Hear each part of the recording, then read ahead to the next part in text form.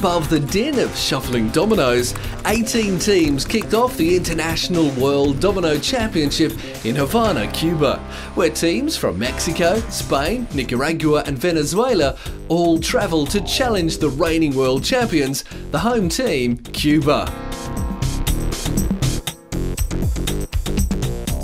Apparently, along with Cuban coffee and baseball, dominoes are an integral part of the national identity, and also, as some would argue, a national obsession. What is going on with that man's eyes? Is that a worried look or what? Hey mate, no one's gonna steal your dominoes. And this lady, she's even worse. Sounds as if they're right, dominoes are an obsession. Meanwhile, the International Domino Federation is seeking to have the game accepted as an Olympic sport. We've heard there's a fine line between a game and a sport, but put it this way, these competitors sure don't look like they're exerting themselves.